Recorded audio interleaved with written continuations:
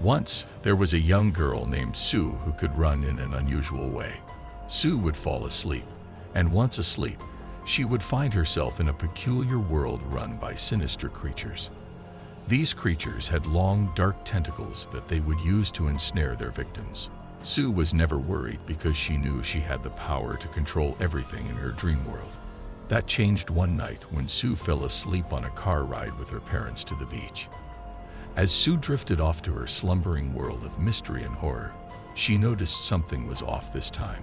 Usually, she felt she could wake up at any moment if she thought things were too scary. This time, however, something clouded her ability to sense the real world from the ties of this darker shadow world. While this made her feel different, she was still not too worried as she knew this was her dream world and was in control. She would always just run from anything and never be caught. After all, she had never encountered anything she could not outrun. As Sue ran through the twisted landscape of her dream world, she realized she was being pursued by a creature, unlike anything she had ever seen before. Unlike the normal dark and twisted creatures with long tentacles that were slow and almost zombie-like in movement, this new creature had a glow that almost erased the darkness of her dreamscape and illuminated the twisted features of its grotesque form. This creature possessed a speed and agility that surpassed anything Sue had ever encountered in her dream world. The new creature could also speak. However, it was hard to determine what it was saying at the distance she kept from it. Why? Ca. Run. Fo. Ever. What was it saying? Sue wondered, and why was this creature so fixated on her? While the other darker creatures would run for her, they would typically lose interest in unobtainable prey and head for other slower victims. But this creature, with its radiant and enigmatic presence, seemed to be different. As Sue continued to explore the dreamscape, she noticed it was becoming harder and harder to see the once vast landscape. Sue, finally out of the range of this new and terrifying creature, decided to see if she could think about why this trip seemed different than before. She tried to fit all the pieces together as she sat under a sizable, decaying tree. Sue pondered over the strange circumstances of her dream and the relentless pursuit by the unearthly creature. Why is this time different from the last? And why can I not wake up? She asked herself. Sue remembered waking up this morning, knowing she would be headed to the beach with her parents. She was so excited as this was her first summer vacation trip. Sue recalled quickly rushing to the car, packing bags, and grabbing all the extra beach toys needed.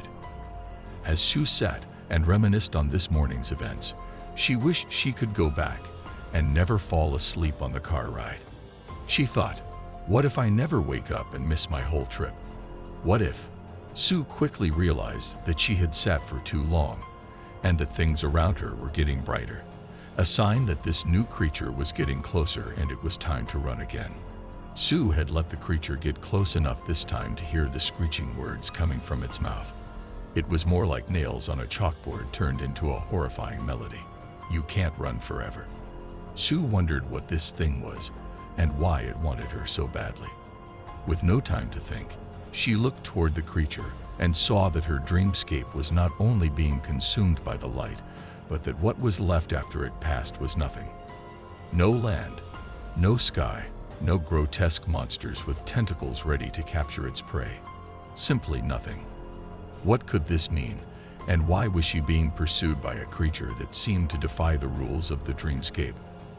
As Sue continued running, she noticed she felt slower and tired. For the first time ever, Sue felt tired from running in her dream. This was very alarming as Sue just figured real-world effects on her body would not affect her mental body. As Sue ran, her legs grew heavier and weaker with each step. It was as if her energy was being drained away by some unseen force. Sue started to think again. We loaded the car, started down the road, and then everything went dark. Wait a minute, Sue realized. I felt like I was falling, but why? Why did Sue feel this way?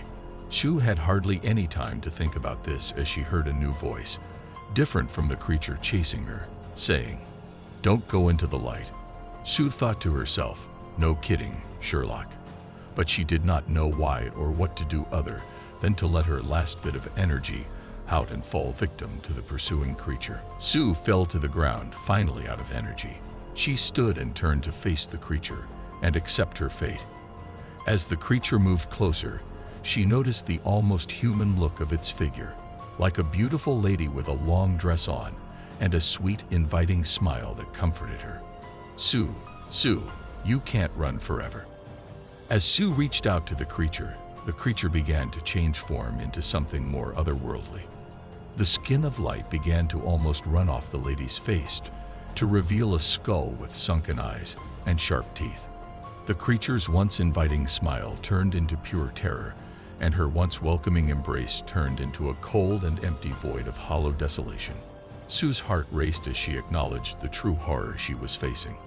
With a surge of adrenaline, Sue's mind snapped back to reality, filled with the chilling realization that she couldn't escape this nightmare. She was trapped, caught between the realms of dreams and reality, unable to outrun the horrifying creature that haunted her every step. The creature inched closer, its bony fingers reaching for Sue's trembling form. As Sue stared into the creature's hollow eyes, she knew her fate was sealed. Just then, a jolt of energy vibrated through Sue's body, and she found herself with the power to run just a little farther. She began to run to the voice that she heard earlier. Don't go into the light. As soon as Sue began to run towards the voice, a blinding light engulfed her surroundings. She heard the creature scream as if it was a murder of crows. You can't ruin forever. The light consumed Sue, and she found herself standing in an unfamiliar place. She looked around, disoriented and afraid. The air was heavy with an eerie silence, broken only by the faint whispering of distant echoes. Don't go into the light. Sue's heart sank as she realized that there was no escape, no refuge from the horrors that pursued her. As she stood in the light, she saw it as if it was a movie at the start of this morning. She saw herself get into the car and her mother and father laughing and talking about how much fun they would have. She saw the moment she fell asleep but continued to watch herself asleep in the car instead of going to the dreamscape. She saw the 18-wheeler cross the line and her vehicle crashed and fell off the bridge they were on. Sue thought that the falling feeling must have been when the car went off the bridge. The creature stood at the doorway pointing at Sue. Behind it was a dark room, so dark not even the light from the creature could light it. Sue asked the creature who it was. With the same horrifying melody, it sang out, I am the one many fear and few embrace willingly. The cold you feel when drifting to sleep, the nightmare that haunts your deepest fears. I am called by many names, but you may call me Death. Just then, a hand emerged behind Sue and grabbed her, pulling her away from Death quicker than she had ever moved in the dreamscape. Death's face grew angry and shouted, No, she is mine. She cannot run forever. Beep, beep, beep. Sue woke to the sound of footsteps and the blinding glare of fluorescent lights. As her sight returned, she saw a man wearing a doctor's coat, saying, It's good to see you awake. We thought we lost you there for a little. Sue's heart raced as she realized that the horrors she experienced were not just a dream, but a glimpse into a terrifying reality. As the doctor explained her condition and the extent of her injuries, Sue couldn't shake off the lingering feeling that death was still lurking just beyond her reach, waiting patiently. The doctor told Sue that she needed to rest, and as he walked out the door, he turned around and said, Now, don't go running off again, Sue.